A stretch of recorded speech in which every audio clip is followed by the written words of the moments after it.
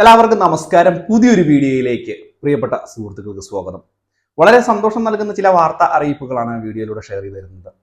ക്ഷേമ പെൻഷൻ തുക ഇന്നലെ മുതൽ വിതരണം ചെയ്തു തുടങ്ങിയിരിക്കുന്നു. പക്ഷേ ഇതിനേക്കാളും വലിയ സന്തോഷ വാർത്തകളാണ് വരുന്നത്. വീണ്ടും ക്ഷേമ പെൻഷൻ തുക ലഭിക്കാൻ പോകുന്നു. ഇന്ന് ലഭിക്കുന്ന 3200 രൂപ കൂടി അല്ലാതെ വീണ്ടും ക്ഷേമ പെൻഷൻ തുക ലഭിക്കുവാനുള്ള ഒരു സാഹചര്യമാണ് ഉരുത്തിരിഞ്ഞിരിക്കുന്നത്. ഇത് സംബന്ധിച്ചുള്ള വിശദമായിട്ടുള്ള അറിയിപ്പുകൾ വീഡിയോയിൽ ഉൾപ്പെടുന്നു. എല്ലാവരും തന്നെ വീഡിയോ പൂർണ്ണമായും കാണുക. വീഡിയോ ലൈക്ക് ചെയ്യുക. ചാനൽ ആദ്യമായിട്ട് കാണുന്നവർ തീർച്ചയായിട്ടും നമ്മുടെ ചാനൽ ഒന്ന് സബ്സ്ക്രൈബ് ചെയ്യുക. ഫേസ്ബുക്ക് വഴി വീഡിയോ കാണുന്നവർ ഫേസ്ബുക്ക് പേജ് കൂടി ഒന്ന് ഫോളോ ചെയ്ത് വീഡിയോ പരമാവധി ഷെയർ ചെയ്ത് മറ്റുള്ള ആളുകളിലേക്ക് എത്തിക്കുക. നമുക്കറിയാം, സാമൂഹ്യ സുരക്ഷാ ക്ഷേമ പെൻഷൻ 3 മാസത്തെ കുടിശ്ശിക ഈ ഒരു വിഷു അതുപോലെ തന്നെ ഈദിനൊക്കെ മുമ്പായിട്ട് വിതരണം ചെയ്യുമെന്ന് സംസ്ഥാന സർക്കാർ അറിയിച്ചിരുന്നതാണ്. ഇതിന്റെ ഒരു പശ്ചാത്തലത്തിൽ ആദ്യത്തെ 1600 രൂപ കഴിഞ്ഞ മാസം തന്നെ വിതരണം ചെയ്തിരുന്നു. അതിനുശേഷം ഇന്നലെ മുതൽ തന്നെ 3200 രൂപ സംസ്ഥാന സർക്കാർ വിതരണം ചെയ്ത് തുടങ്ങിയിരിക്കുകയാണ്.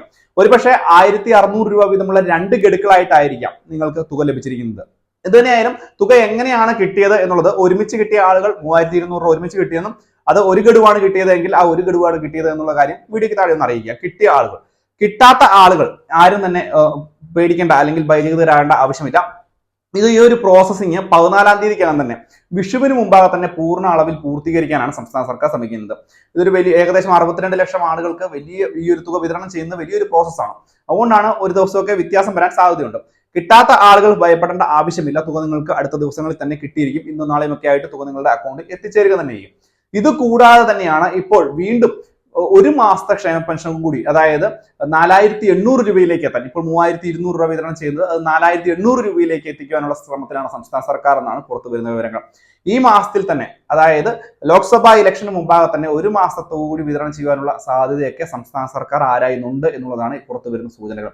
ഈ ഒരു തുക കറക്റ്റായിട്ട് ജനങ്ങളിലേക്ക് എത്തിക്കുകയാണ് എന്നുണ്ടെങ്കിൽ സാധാരണക്കാരായിട്ടുള്ള ജനങ്ങൾക്ക് ഇത് വലിയ ഉപകാരപ്പെടും. അതായത് ഇതുപോലുള്ള ഒരു ബുദ്ധിമുട്ടുള്ള സമയത്ത് ഉപകാരപ്പെടും എന്നുള്ള ഒരു കാര്യം ഉറപ്പാക്കിക്കൊണ്ടാണ് സംസ്ഥാന സർക്കാർ ഈ ഒരു നടപടിയിലേക്ക് വീണ്ടും പോകുന്നത്.